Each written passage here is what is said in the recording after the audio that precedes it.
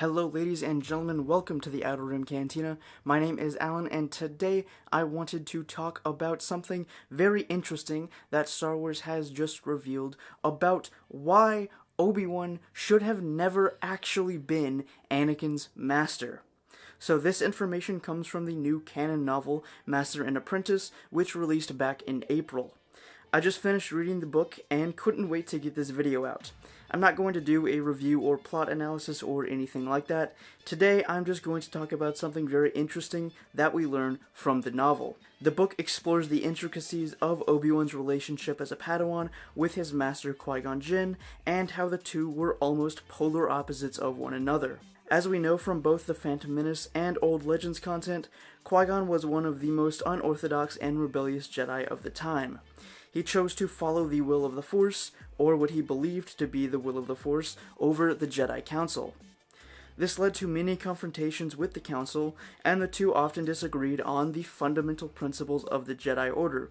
Despite this, as we learn from Master and Apprentice, Qui-Gon is offered a seat on that very same council due to his experience, knowledge, and unique viewpoint as a Jedi Master. Obi-Wan as a Padawan, and even still as a Jedi Knight and Master, is the opposite of Jinn. He always followed the rules and the word of the Jedi Council down to the T, as if his life depended on it. Obi-Wan never thought of disobeying the Council, and thought that if he ever did, that would lead him down the path to darkness. These two opposing personalities led to the Master and Apprentice often disagreeing and straining their bond to one another. This element is explored throughout the novel, and it's near the end where the whole point of today's video comes in. Even though Qui-Gon was an unorthodox Jedi in many ways, he was extremely close to the Force. So close, in fact, that he was able to willingly go into a meditative state before fighting, and let the Force guide his actions in battle instead of just his mind and body. On top of this, Qui-Gon was also taught about the ancient Jedi prophecies from his master, Dooku. The prophecies are a large topic of the novel and play a key role in the overall story, but what exactly do the prophecies have to do with Obi-Wan not being the Jedi Master Anakin needed? A lot, actually. Because of Qui-Gon's rare and deep connection to the Force, he was able to commune with not only the living things around him, which he taught Obi-Wan to do, but also with the Force itself. In the novel, Qui-Gon receives a vision of the future, almost exactly like the ones Anakin experienced about his mother and Padme in episodes 2 and 3. Unlike most of the Order at the time, however, Qui-Gon took the visions as fact, and tried to act in order to prevent these events from unfolding as he'd seen, like Anakin would do years later. The difference between what Qui-Gon did and what Anakin did was that Qui-Gon had already touched the dark side and overcome it. He had firmly planted himself in the light side of the Force.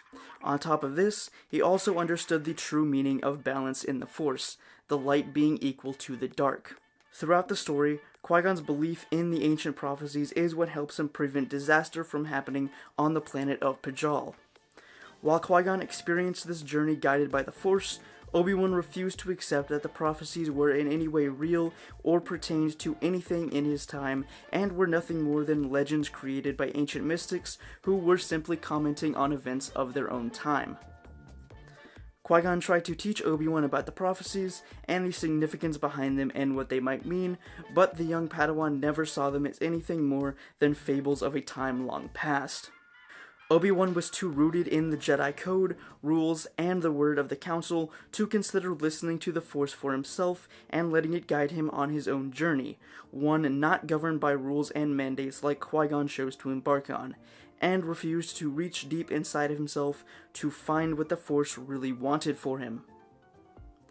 I'm sure many of you already know, and there's been plenty of fan theories as to what would have happened if Qui-Gon and Obi-Wan had defeated Maul in Episode 1, and Qui-Gon went on to train Anakin. But Master and Apprentice has convinced me that Obi-Wan was never meant to train Anakin Skywalker, nor was he able to. Qui-Gon understood what Anakin had been and was going through. He was a slave boy, and Qui-Gon wanted nothing more than to stop slavery anywhere it existed in the galaxy, even past the Republic's borders. He openly disagreed with the Council, but did so not for himself like Anakin did, but because he had a better understanding of the Force than even most masters on the Council, aside from people like Yoda.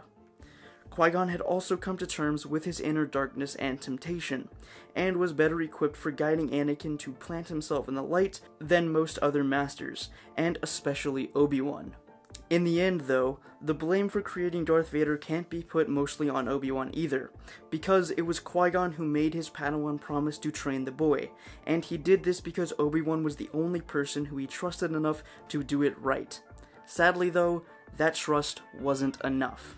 Not only did Obi-Wan not have the experience needed to connect with Anakin and train him to be the chosen one of the ancient prophecy, he also just became a Jedi Knight because of his master's death, and only hours after that was assigned Anakin Skywalker as a Padawan.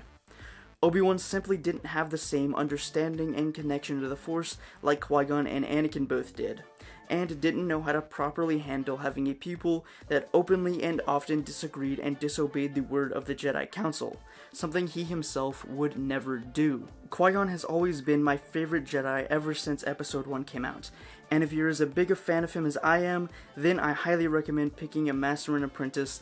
It's a great read, and it's definitely my favorite Star Wars canon novel so far. Second favorite Star Wars novel overall, because, well, nothing beats the Old Legends Republic Commando series. But that's all I had to say about why I think that Obi-Wan should have never been Anakin's master, according to new details from Star Wars canon. I would love to hear what you guys think of this little theory down in the comments, and if you've read Master and Apprentice for yourself, let me know what you think. I would love to hear from you. But that's all the time I have for this video. I will see you back here in the cantina next week for another Star Wars video. Until then, make sure to subscribe if you haven't already, turn on those bell notifications so you never miss an upload, slap a like on this video if you enjoyed it, and may the Force be with you.